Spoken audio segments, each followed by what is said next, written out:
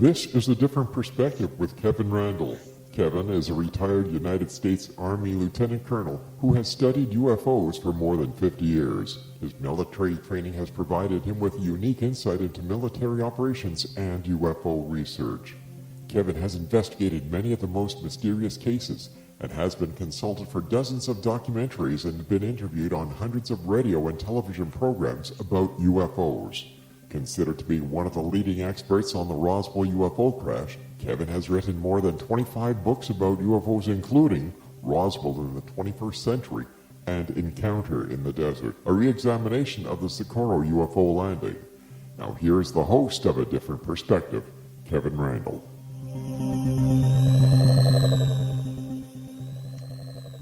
And welcome to this 103rd edition of A Different Perspective. I say that because I counted up the shows I'd done the other day because I was looking to see when we'd hit the 100 mark and I missed it. So we've done more than 100 shows here on A Different Perspective and involved many, many different guests on many, many different topics. So I hope you've enjoyed that. I am joined today by Jan Harzan, who is the executive director of MUFON. He's been a member of that organization for a very long time and has worked at administration of MUFON for many years.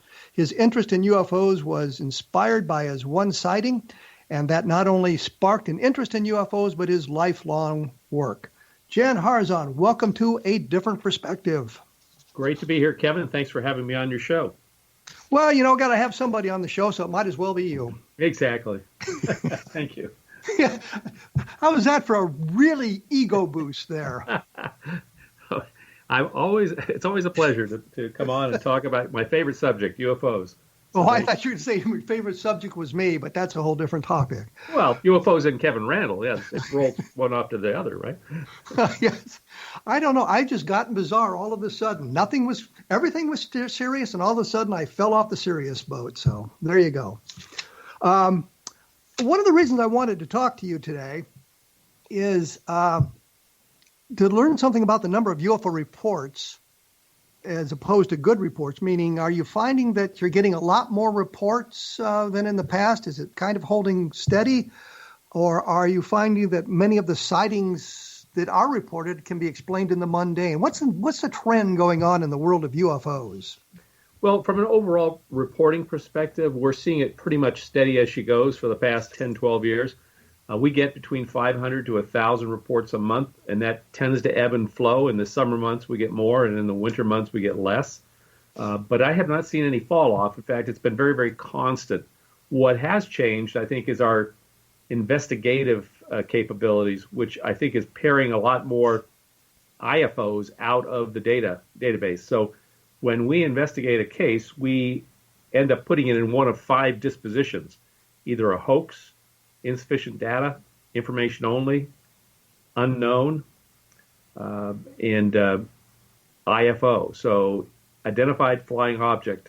We can identify about 30 to 34% as identified flying objects, which would be airplanes, International Space Station, Iridium satellites, things like that, or natural phenomena like the planet Venus, space debris, things of that nature. You mentioned hoaxes, I guess, and I was wondering, do you get many hoaxes? It's about 3 to 5%, and they're typically pretty easy to spot because when people report a hoax, they're generally making up a story. So the languaging that you read is different than the typical language you would read. If I showed you a hoax case versus a non-hoax case, you can kind of tell that someone's making this up. And when you confront them, they generally fold and say, oh my gosh, I didn't realize someone was going to check up on this. Yeah, I was just being funny here, writing a story. So yeah, hoaxes are pretty simple, actually. Is there a demographic involved in the number of hoaxes? I mean, is there a specific age group of gender who might be more responsible for hoaxes? It tends to be younger and it tends to be male. If that's what you're asking. Yes. Precisely. And because I've noticed myself, looking at UFO photographs, especially those from the 50s, 60s, and 70s, that about 99% of them were submitted by teenage boys, and 99% of those were hoaxes. And some that had lasted for decades as legitimate UFO sightings have since been proven to be hoaxes. Right. Well, and that's the big difference with MUFON. We investigate these things. So we reach out and make sure we have a real witness. We check out their credentials. We look for corroborating evidence. I mean, a lot of UFO sites that just collect data, it's pretty useless if you don't actually reach out and contact the witness and find out more about them. Well, I was going to say, something about the vetting. Do you do any vetting of the witnesses at all? I mean, checking their backgrounds to see if they have a propensity for hoaxing things? Well, I mean, we check the different databases to see if they've reported things other places. I mean, we don't run a background check on them, but we'll ask them certain questions. We might try to look them up in white pages to see if they really are there. Just the fact that they answer their phone is a big step forward. Because traditionally, a hoax, they won't answer their phone, or they won't give you a phone number that works, or they won't give you an email that actually goes anyplace. So that's one clue that you've got a hoax on your hands, is when you can't reach the witness. I'd say that's the number one way to find out you've got a hoax. Well, the other thing that springs to mind on this is, do you vet the people who claim military backgrounds? And yeah, we asked for, depending on the story. Go ahead. Yeah. I was going to say, the reason I asked this is because I've run into so many people in my career and what I've been doing, whether they claim some kind of a military background or claim high rank, or they claim to have been somewhere to add to their credibility, and it turns out they're making the stuff up. I think, Robert Willingham comes immediately to mind, who claimed to have been involved in the Del Rio crash, and pictures of him in uniform, but it turns out he was in the Civil Air Patrol, which is not to denigrate the Civil Air Patrol. It's a fantastic organization, but he was trying to pass himself off as an Air Force officer to sort of add to his credibility. And the thing that got me was he'd signed an affidavit about his events, and when you went back to check on his background, and absolutely nobody had done it until I did, you found out that he had been in the Army for like 13 months. And so that kind of undermined his credibility, to me at least. Absolutely. And we're starting to see more military witnesses come forward. Not that we haven't always had military witnesses, but if it's a pretty phenomenal story, we always ask to see the DD-214, right, where they've been, to see if they really were where they said they were at the time they had their sighting. But if it's just a common type of a sighting, we generally don't go to that great lengths. I mean, we're just interested in that there really are who they say they are, that they really did see what they saw. Usually there's other witnesses you could talk to, a wife, a spouse, a son. So we haven't had a lot of trouble with that. But yes, for military witnesses, we do have many times go to the second step, which is to ask for the DD-214. But oftentimes, and I've noticed this in my work, that they fake their DD Form 214s, and you really need to get an independent copy from St. Louis. And that's what happened with Willingham. The documents were there, pictures of him in the uniform, but you had to go a little bit beyond that to learn the truth about him. I mean, the one picture I don't think anybody ever noticed, when you looked at it carefully, you could see the CAP on his collar as opposed to the U.S. and things like that. Absolutely. And Frank Hoffman gave us what would have been his separation documents in World War II. It wasn't the DD Form 214. And when we went to St. Louis to get him, we found out that he had altered them. So you have to be very, very careful. In fact, Willingham had altered any number of documents as well. And so you have to be very careful about that. Absolutely. Absolutely. Well, and the more incredible the story, the more careful you want to be, right? I mean, that's absolutely. Yes. Yeah. I would agree wholeheartedly.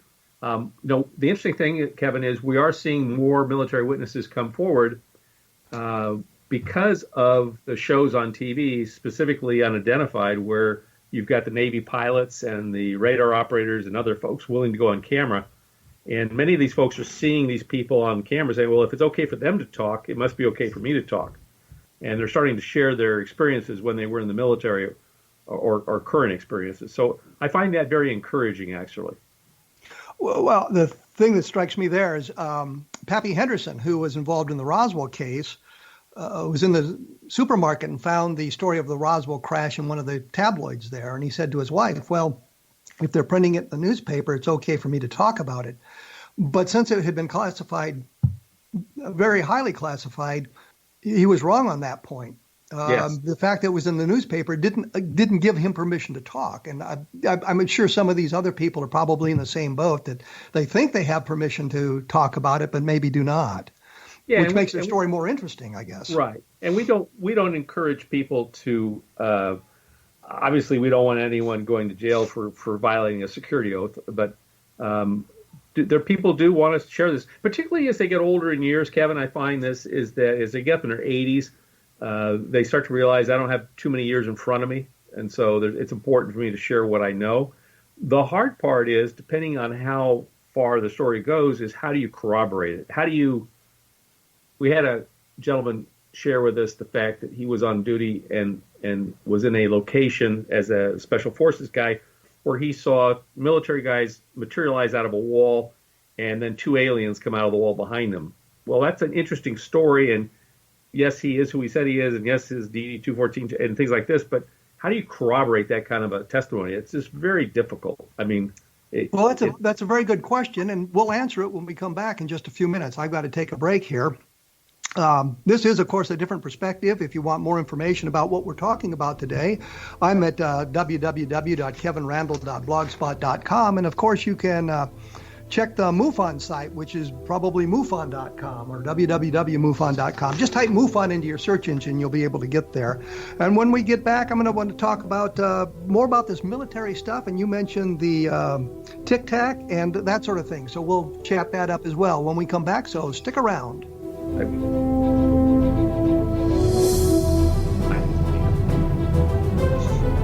Hello? Yeah. Did I sit on the phone with him?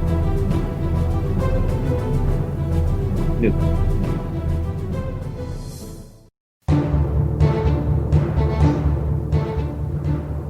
I am joined by Jan Harzan, the executive director of MUFON, who will give you the exact web address for MUFON, but I know if you just type MUFON into any search engine, you'll get right to it. When we went away, you had just mentioned a bizarre story of a Green Beret, a Special Forces guy, seeing soldiers material out of a wall and aliens following behind him. What sort of credibility does MUFON give to that tale, that particular tale? Well, at the present time, none, until we can get some corroborating evidence or something else to back it up. So it's just an interesting story at this point, that we're currently chasing down. And this is something that just came to us in the last couple of weeks, so it's still under investigation. But these are the kind of things that you get from people, right? I mean, this is the far extreme. The general is that I was on military duty and we saw a craft over the battlefield, or we saw something light up this or that. It's more mundane kind of stuff. This would be much more extreme, in my opinion. Can you give us a time frame for the story? I can't actually, but it was when he was on active duty. He's now retired. He's in his 80s, and he just felt like he should tell someone the story. So the question is it just a story, or did it really happen? And we're trying to chase down the facts behind it. You verified his military service, obviously. Yes. Oh, yeah, absolutely. Yes, definitely. And that he was Special Forces. Did you contact the Special Forces Warfare School at Camp Lejeune Camp McCall? I'm sorry, Camp McCall, which is at, I think, Fort Bragg. Yep. And they have a list of everybody who was in the Special Forces to verify whether or not he was actually in the Special Forces. Yeah, we haven't yet, Kevin. I mean, literally, this is like happening as we speak, so it's still under investigation. But again, I'm struggling in my mind with, so how do we prove this even happened if there was no other witness to it? And I certainly don't want to put it out on the front page of the MUFON website. But I'm just sharing. These are the kinds of stories we do get, right, from people. They're not common, but we do get them, and we try to investigate them to the best of our abilities to figure out if there's anything there. If there's any there, right? Well, I would think that if you had subpoena power, it'd be much simpler to do some of these things. I've often thought that. You look at the television and they're investigating something. So, well, if you don't answer my questions, we'll get you a subpoena. And I'm thinking that would be a nice thing to be able to pull out of the bag. Here's your subpoena. Now will you answer my questions? Well, yeah, but it's not the matter of answering the questions. They'll answer the questions. The question you have to ask yourself is, what's the credibility? What's the factor behind this? Was this something they dreamt? Was it something that really happened? If it really happened, what were the circumstances behind it? Who else was in the vicinity or might have seen the same thing, or knows more about what they saw? It's probably the part of the intrigue why people get involved in the whole UFO field, because it's so strange, right? The things that happen are so strange that it's and particularly if it's ever happened to you personally, right? And if you've had any paranormal activity or you've had any close encounter with a craft yourself, I mean, this is what drives a lot of people who are in this field. What's some of the really bizarre stories you've gotten recently that you think may be true, as opposed to we're still investigating? I mean, something that's really out of this world, so to speak. Well, I mean, I don't know if there's anything that's completely out of this world, but we had another gentleman report to us that he was in the Navy with a high school buddy of his, and they had a conversation many years later because they were in different parts of the service.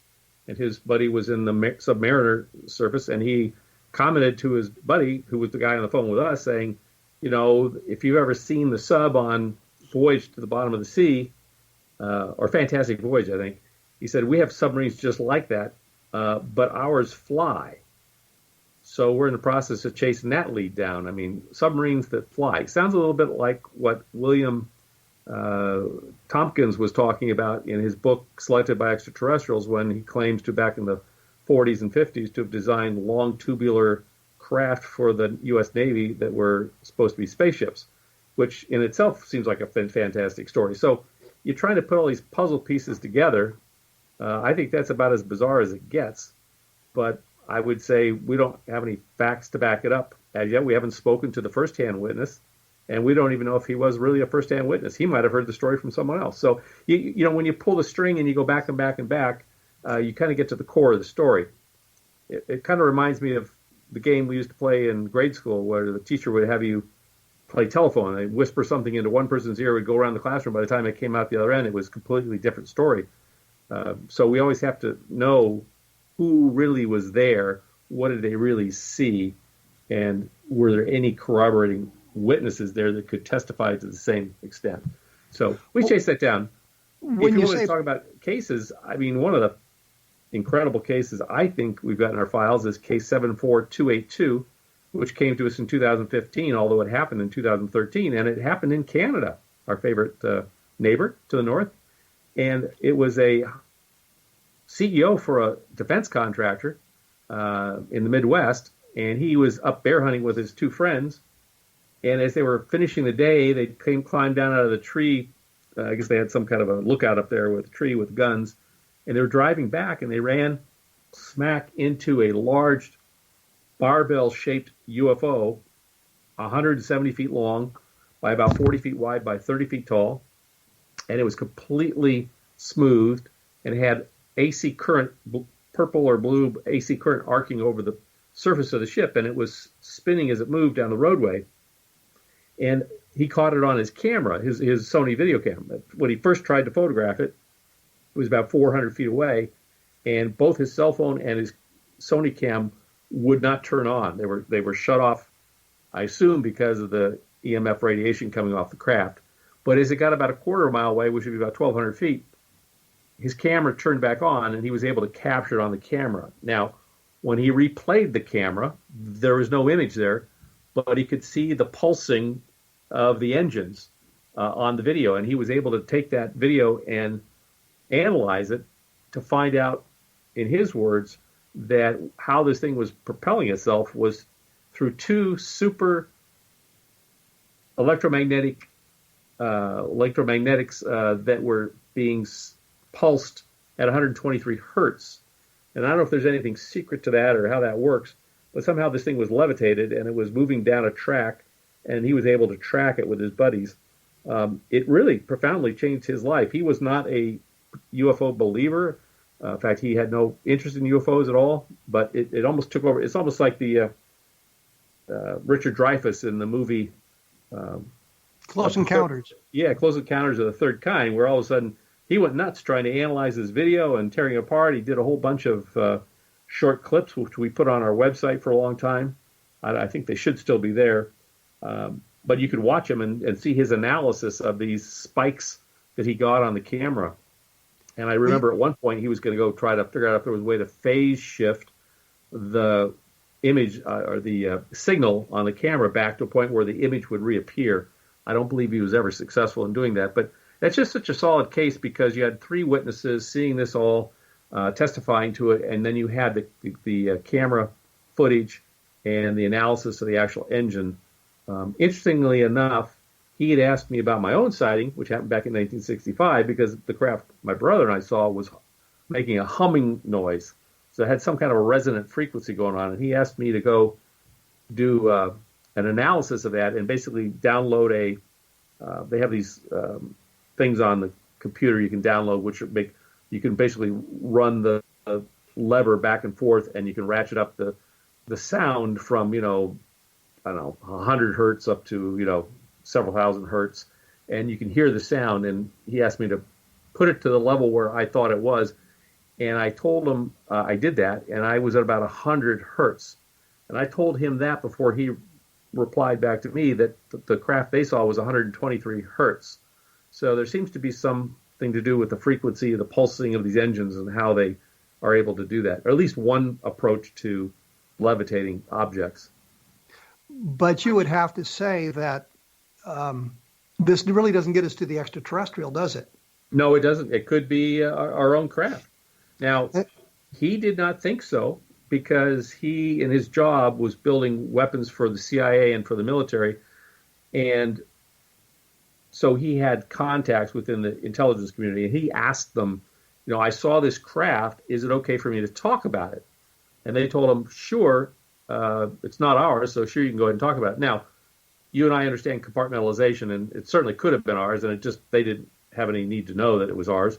But he didn't think it was ours because when he looked at the structure of the craft, it was completely seamless. And this seems to be, in my opinion, this seems to be the dividing line between something we've built and something they've built. I don't believe we have the technology to make things that are completely seamless. I mean, maybe with the latest carbon fiber stuff that they're building the 787s out of, maybe that looks seamless because there's no rivets or bolts in it. But yeah, he definitely thought, looking at the structure of this craft, because he was so close to it, that it was not something made here on this planet. But I would argue that the SR71 Blackbird, which still holds speed records and altitude records and all kinds of stuff, was 1950s technology. Right. And we, meaning the general public, didn't know about the existence of this thing at the time. And having seen it and the silhouette of it would certainly suggest something that might be alien. And we could make the same argument. Well, I don't think it was ours because we don't have anything like that around there. And yet here was something that we did in fact have, and that's basically 1950s technology. Well, yeah, and so it's really materials technology. Do we have the ability to take materials and reform it in a different set so you can combine things and not have to attach them and put rivets in it? I find it fascinating that the Lockheed Skunk Works last product was. I'm going to break in here. We're going to have to take a break. We will be back right after this with Jan Harzan, Executive Director of MUFON, and take a look at www.kevinrandle.blogspot.com. We will be back right after this with Jan Harzan.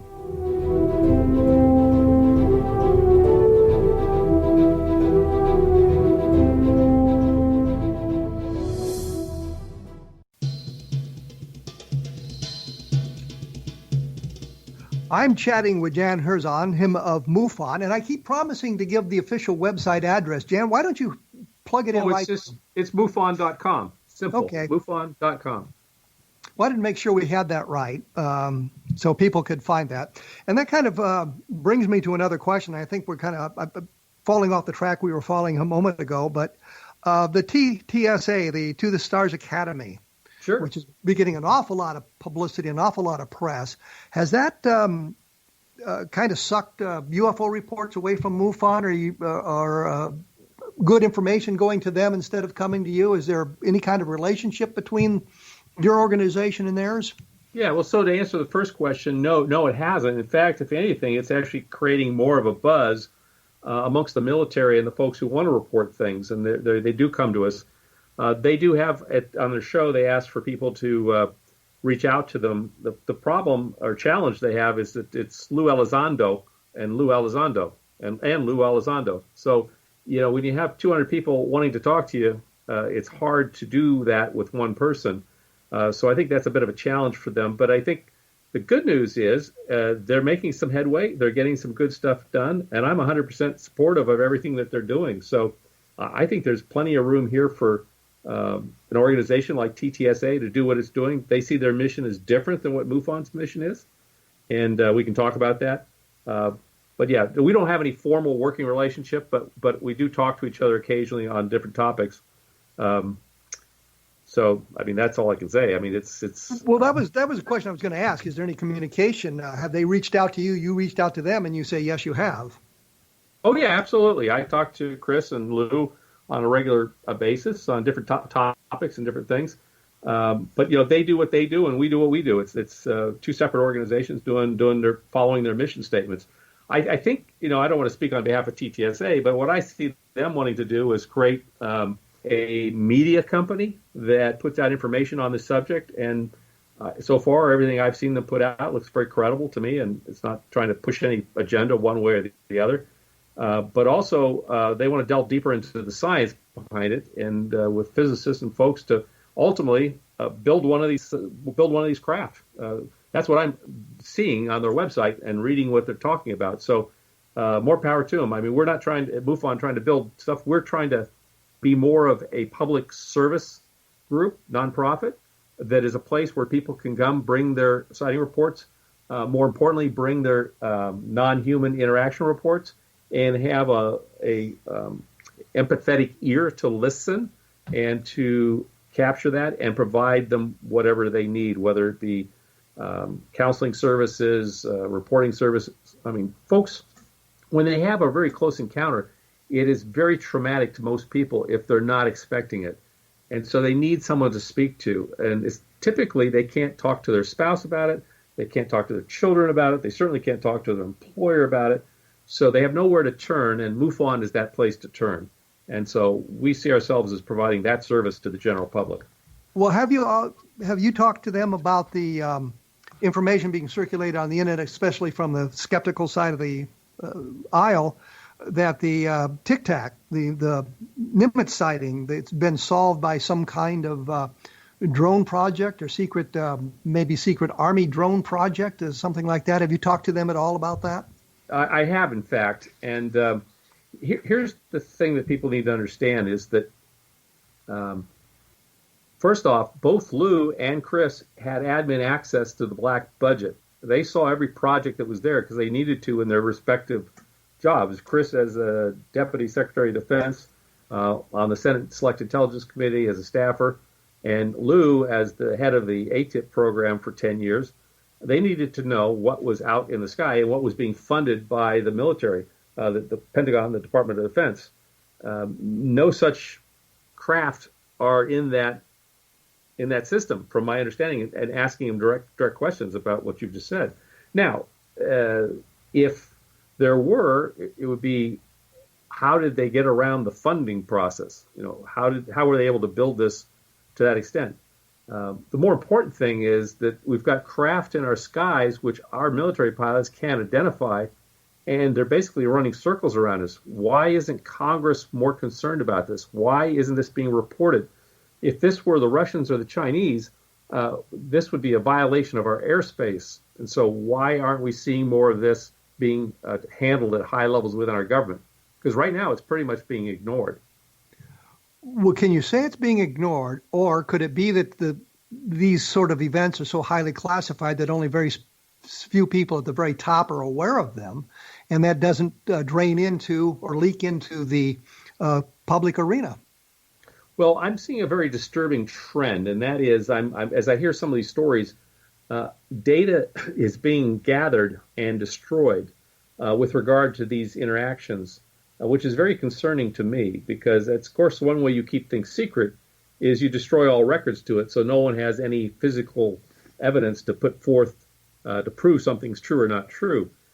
So, I guess it's possible, Kevin, but I honestly think that that's not what's happening. For whatever reason, the powers that be, when I say that, I'm talking about people at the military, commanders of these ships and different bases are going out of their way to basically destroy the evidence, and so that it's not available there. I mean, the fact that Rendlesham Forest happened and we have records, there's only because a couple of the soldiers and officers were able to document this and get it in the official U.S. Air Force records and then call for it because they knew where it was.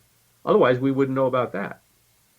Well, I think we would have known. Well, had it not involved the people that it involved and had the things not transpired the way it did, we certainly would know about it. And had Colonel Halt, who will be on the program next week, by the way. Yeah, well, that'd be awesome. Hadn't written the letter and that been discovered by some of our British colleagues, and then, no, we probably wouldn't be talking about Rendlesham Forest at all. But we know that these craft are seen around military installations, nuclear power plants, and places where anti-gravity research is being done. So just take the first one, military bases. There's a ton of activity around our military bases. So how many more Rendlesham Forests have there been that we are not even aware of? I mean, that because they were able to suppress the records or keep the people quiet about talking about it. Of course, the other one I love is the 1967 sighting up at Montana. Belt, Montana. Yep. Maelstrom Air Force Base. Exactly. And we've got Robert Salas, who just lives a few miles from MUFON headquarters here, who was in the, I don't know what they call it, but the command center. Silo. Yes, 60 feet underground of steel and concrete, and watched it as this craft shut off all the missiles. He says, we don't even know how to do that, let alone how a craft could have done that. Well, when I talked to Robert Salas, he wasn't sure they shut off all the missiles. They may only shut off most of them, which is still a big deal. Right. He and his commander, he was the deputy commander in the silo, disagreed on how many missiles were shut off. I think he believes all of them were shut off, and the commander said it was a percentage of them. But no matter what it was, that, of course, impinges on national security, and that would be something you wouldn't want out, not because it's a UFO sighting, but because of the national security aspect that somebody can shut off our missiles from the outside. Correct. And it's not a matter of flipping a switch and they're back online. They had to bring in Boeing, who was the contractor for maintaining the ICBMs, to spend literally several days, if not a week or more, turning all the missiles back on that had been switched off. And of course, there was a study done, commissioned by one of the generals, to find out how this happened. And my understanding is that study never saw the light of day because they didn't like the conclusion. Well, but if the conclusion is they figured out how to do it, they certainly wouldn't want to put that out in a public arena for all our competitors in the world to learn about. Well, I think it was more, and we have to ask Robert this question because I don't want to speak for him, but I believe it was more along the lines of it wasn't us and it wasn't the Russians and it wasn't the Chinese, and so it was this craft, which no one knows where it came from, and because of the unknown part of it, they didn't want to actually publish that actual report. Well, what I'm saying simply is it's a matter of national security. Correct. Oh, I agree. No matter how you slice it, who it was, it's a matter of national security. And by regulation, the military people can't talk about these things that impinge upon national security. It's the great cover-up story. I can't tell you about that. It's a national security issue. Yeah, absolutely. And I'm all for national security. I think it's important that we respect that and we keep things secret that need to be secret. The question is, do the fact that UFOs are real and they're here and they're flying around our skies, does that need to be kept secret? I think the answer is no, in my opinion. Now, maybe how they operate and how they work, perhaps even where they're from is national security. I'm not sure. But I think it's certainly okay to let the American public know and the world know that these craft are real and they are here visiting us on a regular basis. I don't think we have any. Well, I don't believe we have anything to fear from that, although I know there are many people out there believing that this might be a threat and we need to take action. But I mean, that's just the job of the military. Their job is to look at everything as a threat. Even the Russians and Chinese are a threat. And yet I have people from China coming over in my neighborhood and buying homes and living there with me. So, I mean, if they're a threat, I don't see it as a threat. They're a neighbor. They're my neighbor. But the military looks at the country of China as a threat. Well, there's a difference between the country of China and the individuals who live in China. So I've always looked at it that way myself. China may be the threat, but the people there are probably no more dangerous than we are here in the United States. I'm going to have to take another break here. I am with Jan Harzan. We are talking about MUFON and various things like that. I will have more things up on my blog at www.kevinrandle.blogspot.com. If you're interested in MUFON, take a look at their website at mufon.com. We will be back right after this, so stick around.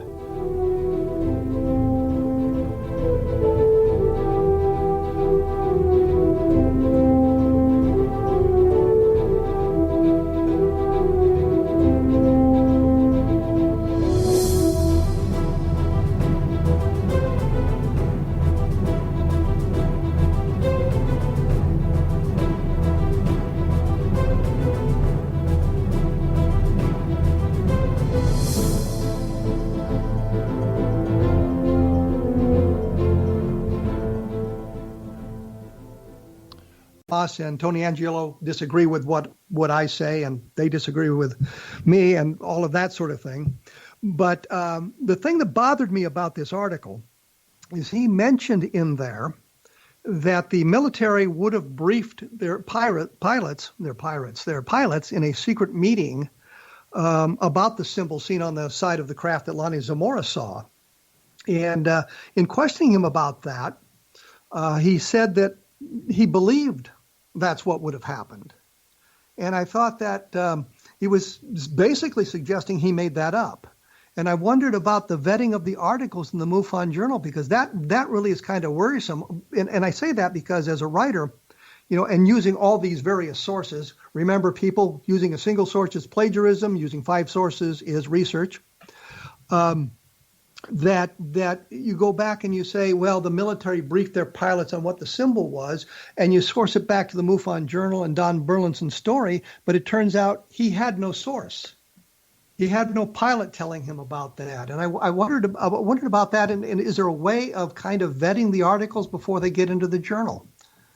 Well, we do have a review process, but honestly, if it's an author writing a story, if we knew it was false, we certainly would not do that, but I'm not sure what you would have us do. I mean, we basically read the stories. We try to make sure they make sense. If it's something we don't think is factually true, we certainly wouldn't publish it. But we give, latitude to the authors to publish their research, and then of course it's always open to other people to be able to object to it or say, no, I have other data that would say that's not true, and then we could put a letter to the editor to that effect. So there's really no vetting of the articles. You kind of go with the author of the piece and make sure that it all kind of matches sequentially and accurately. Yeah, I wouldn't say there's no vetting, but basically what is stated is more the purview of the author who's putting the information out there. I mean, when Stan was around, he would argue vehemently on certain positions on things, and he wasn't shy about putting it in his articles that he would write for the journal, which then would, of course, elicit other people to write counterpoints to it. So you get people going back and forth. As long as it's a conversation and not a fisticuff fight, I'm fine for letting things be discussed out in the journal itself, perhaps even on the website in discussion type forum type things.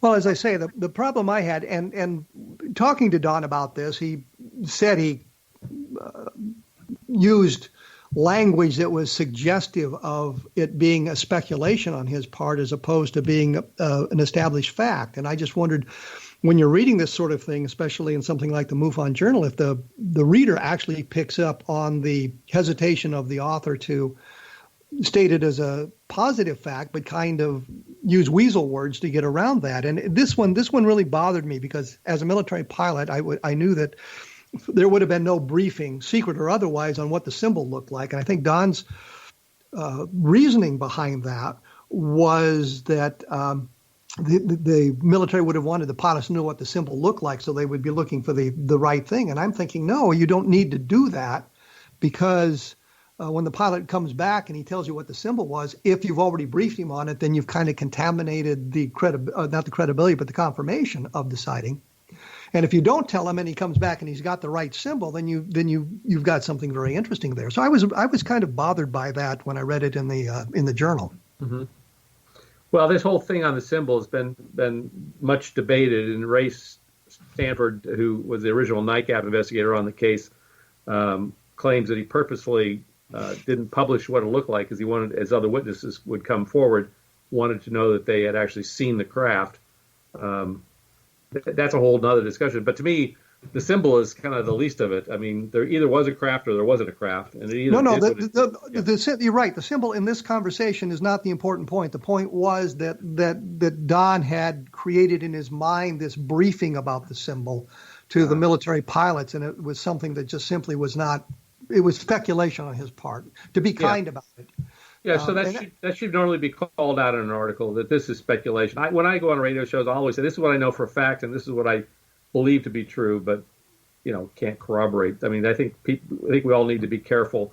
We want to work from facts, but you can't always work from facts. So a lot of people, unfortunately, most of what's in the UFO field is people's personal beliefs more than actual facts. So. Well, that's the problem. The problem with the field is people want to validate their belief structure as opposed to learning what the truth may be. Their belief structure may be inaccurate, and that, I guess, affects them personally, and they would rather reject the facts to continue with their beliefs.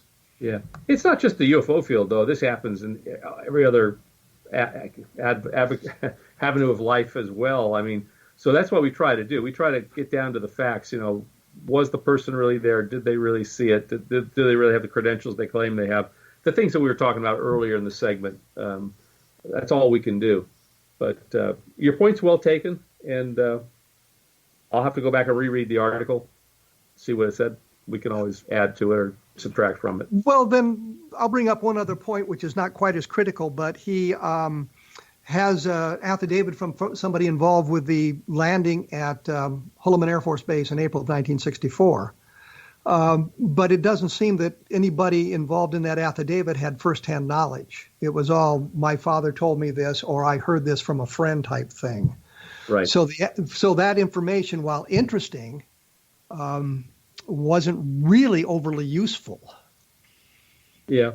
It's interesting because, the Roswell crash, which occurred, 60 some plus years ago now. More than 70. 70 some plus years from now. Back in time, when Stan was investigating that, Stan Friedman, he put together a nice reel of first and secondhand witnesses. Well, obviously, first-hand witnesses count a lot more than a secondhand witness, but you had a lot of the kids who parents told them stories that were related on that. And it was called Recollections of Roswell, which is an excellent piece. It's can be acquired through the Fund for UFO Research, but when I watched that and I listened to these firsthand witnesses talk about that crash and saw the terror in their eyes and what they went through, it was a real shakeup for me. I mean, we always want firsthand witnesses whenever possible. I would agree. And firsthand witnesses whose stories can be corroborated. So you say, well, I was in Roswell and this is what I saw. Right. And you go back to all the records and you find out, guy, you weren't in Roswell at the time. What's going on here? And I think of a guy named Throwbridge. In his obituary, it said he may have been the last living guy to have handled the Roswell debris. And you go back and you look at it, and he was in Roswell at the time, but his story, as he told it, made absolutely no sense. And that's what bothers me, and that's why I do chasing footnotes, see if I can get to the original source of the story and find out what it actually is, as opposed to what has been printed and said about it down the road. Absolutely, absolutely. One of the things we're starting within MUFON here is called The Greatest Questions. It hasn't seen the light of day from the website yet, but if you remember Dan Wright, who was our Director of Investigations for a number of years back in the 80s, early 90s, he's taken on this project to basically write 25 questions, and we put those out to our PhD and master's level members to answer. And we've got I think over 50 or 60 theses on these different questions, trying to delve into the UFO question and think, like, how does faster than light travel work? Why don't these things create a sonic boom? Why is it that every time one of these people is on board a craft, they can breathe the atmosphere that the aliens breathe? Does that mean that everybody breathes oxygen and nitrogen and things of this nature? Radiation burns, effects on our religious structure. So we're asking these questions, and we're going to start publishing this on the website and opening it up to the public to be able to join that conversation to try to add a more scientific bent to the whole subject of UFOs and what's being observed and what's being reported, and possibly how it could happen and what our physics, our sciences are telling us about those things. I want to mention that here because I think that's an important step forward. Well, I wish we'd gotten into that a little earlier in the program because I think that's a fascinating avenue to travel. Yeah. But unfortunately, we're out of time. Jan Harzan, thank you for joining us on a different perspective. I got tongue tangled there with a different perspective for some reason. Appreciate your time and the information you provided with us. And we'll have to have you back sometime before I get to 203 programs. That'd be awesome. I'd look forward to it. Thanks, Kevin. Okay, thank you. Once again, that was Jan Harzan, at the Executive Director of MUFON. It's MUFON.com to take a look at. If you have interest in some of this information we talked about, you can find information about it on my blog. You can look up the interview with Don Burlinson where I actually quizzed him about the article in the MUFON Journal and that sort of thing. Once again, take a look at www.kevinrandle.blogspot.com. Take a visit there. Just take a visit there, see what's going on, see if I can boost the numbers a little bit. The book was Roswell in the 21st Century, which deals with some of the problems with the Roswell case. And the other book is Encounters in the Desert, where I do in-depth look at the controversy over the symbol and who is right on that, who is wrong on that, and where we're going with that. Next week, I'll be joined by Charles Halt to talk about the Rendlesham case, and later on I'll be talking to Michael Shermer on the skeptical side of the fence. So look for us in about 167 hours. Thank you for listening.